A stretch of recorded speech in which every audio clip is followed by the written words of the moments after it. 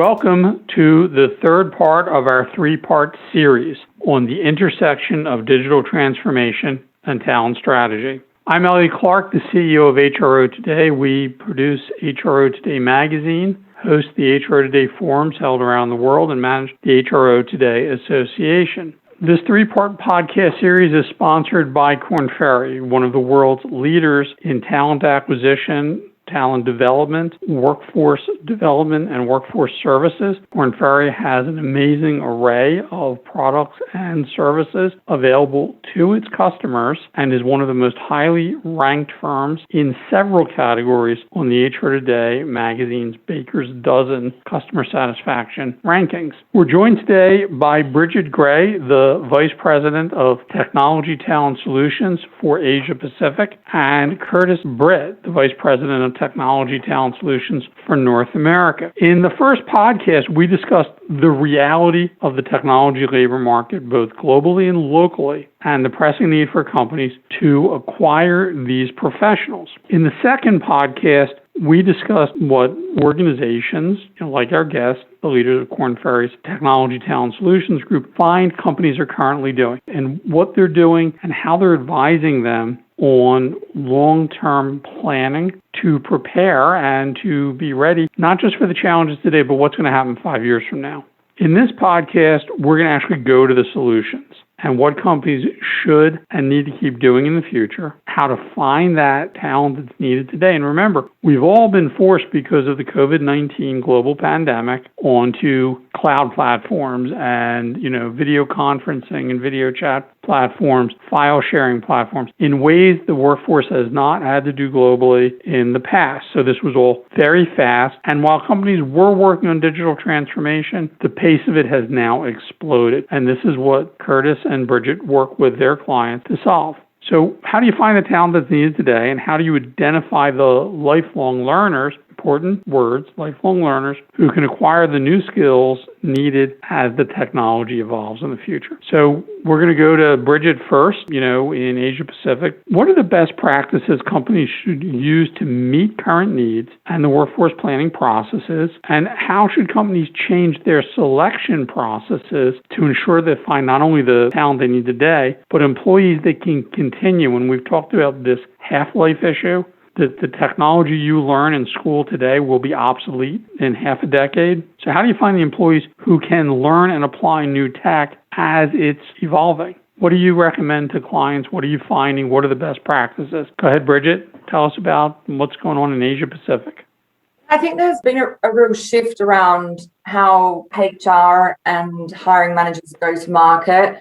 I think that given how fiercely competitive it is now, as alluded to, we need to make sure that every part of the HR and talent acquisition life cycle is a marketing exercise for a business, because these technologists that we're working with can vote with their feet. They have lots of opportunity. Their employer doesn't want to lose them. And a lot of organizations that are still taking the approach of they're assessing people whether they're good enough to come and work for their organization are probably missing out on the top talent that they could be getting because of this approach. And that's not just because that talent should be joining the business. Perhaps that person's not right now, but they might be in 6 months' time. And guess what? They won't want to speak to that organization. So I think we're having to really be very deliberate in how we approach every touch point with a candidate going forward, because it's a small market. Even I can't think of a market where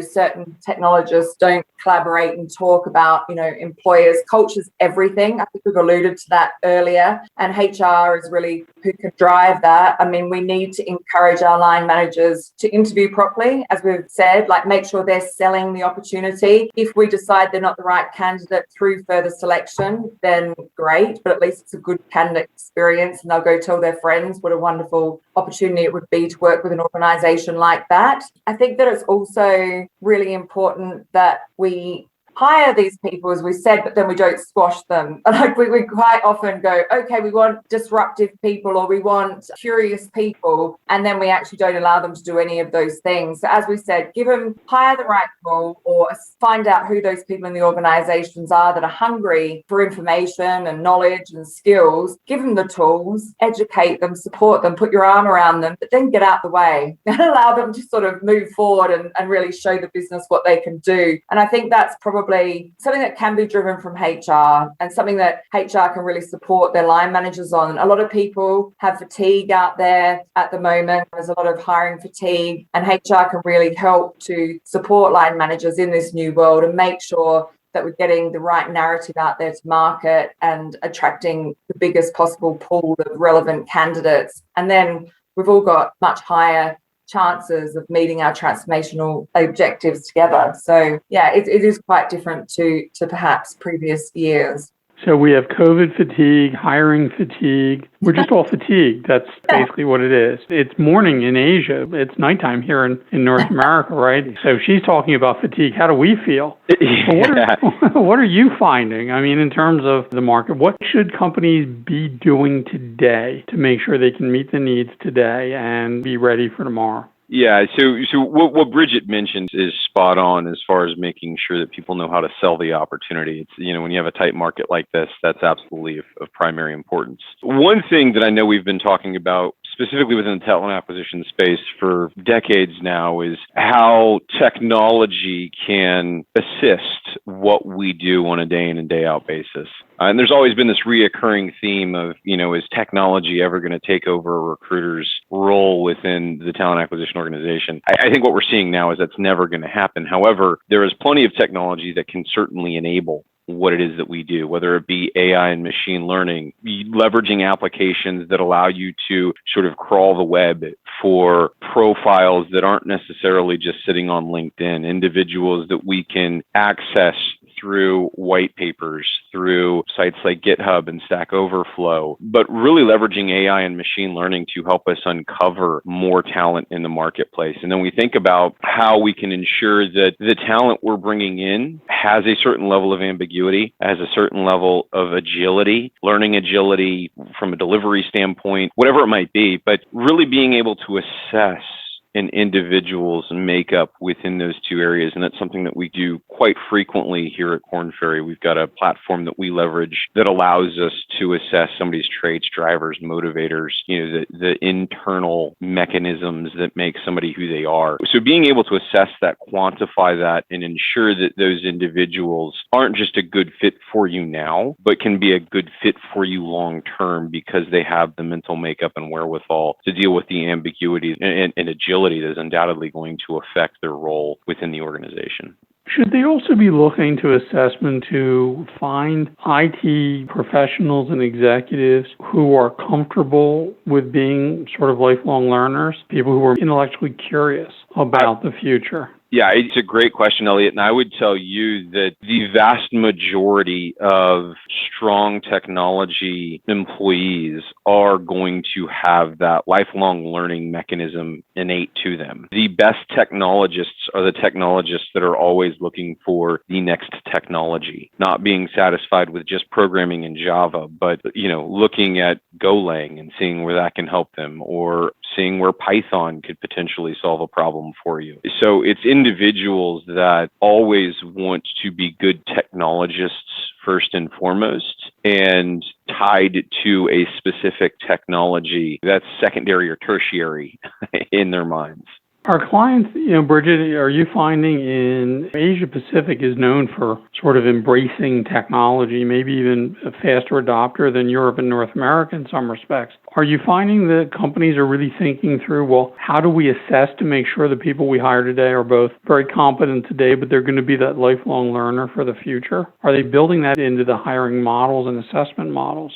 Yeah, absolutely. I mean, I think that the hard skills, back to sort of what Curtis was saying, are kind of a bit of a given with a lot of people that we look at and the experience that we're sharing with our clients when we're presenting candidates. And that can be assessed quite easily, through a variety of assessment tools. But we are being asked more and more about the EQ and, the more holistic individual, the behaviors, the traits, the curious mindset, and that absolute hunger for knowledge. So that has certainly changed, and I think it's also affected the way in which we select people, because we've allowed technologists quite often, and this is something that I think HR has really stepped in to help with. We've allowed technology leaders to assess potential hires, and quite often, and this is not for all technologists, but the technologist that ends up interviewing or selecting or choosing somebody for a mandate does rate their technology skills quite highly and perhaps might be the genius in the room. So, they may not be as good as the person that's interviewing right now in hard skills, but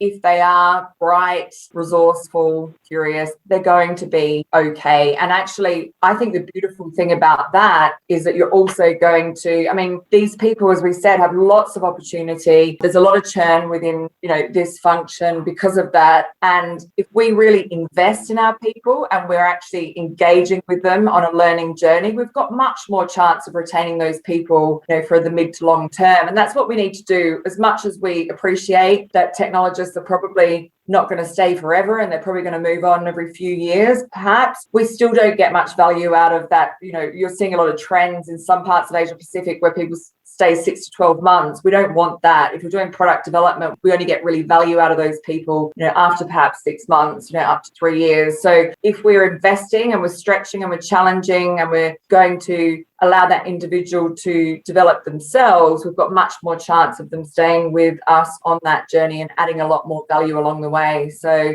I think it's really, really important that we think that way. All right, all good points. For our listeners, I want you to recognize, we talked a little bit about the sort of the pressing needs here, but if you're ever in London, visit the British Royal Museum, since we're talking about talent acquisition. There's a decree there from Julius Caesar signed 2075, 76 years ago. And basically, it's offering an employee referral bonus for soldiers or commanders. I think it was 300 sesterces, whatever that is. The war for talent, more than 2,000 years old, still going strong, okay? McKinsey caught up in 1997, and I joke about that all the time. The war for talent has never started, and it will never end. Digital transformation, one of the hottest areas. Okay, Korn Ferry's group, their Technology Talent Solutions group, which is run by Curtis here in North America, where I am, and Bridget in Asia Pacific, is working with clients to try to figure out these challenges. What we've heard today is in the current reality, in the real world, you have to have a really strong employment brand. You've got to have a partnership with IT executives to really make sure you can sell the product that is your company, okay, that is your job, and obviously retention is an issue, and Korn Ferry has products around employee retention. But if you're going to, have an IT staff and everyone's a lifelong learner, whoever you've got and however long they stay, they're going to be better able to meet the needs of technology as it's changing. So I want to thank Curtis Britt, Vice President of the Technology Talent Solutions Group for Korn Ferry North America, and Bridget Gray, Vice President for the Technology Talent Solutions Group for Asia Pacific for Korn Ferry. And, really great podcast content, folks. So thank you. I am Elliot Clark, CEO of HRO Today magazine. I hope you've enjoyed this 3-part podcast series. I want to thank Korn Ferry for their sponsorship of the podcast and for giving us some really good content and some very good hands-on view of the world as it exists, what you need to be thinking about in the future, and what you need to be good at doing right now. So thank you once again for your time and attention.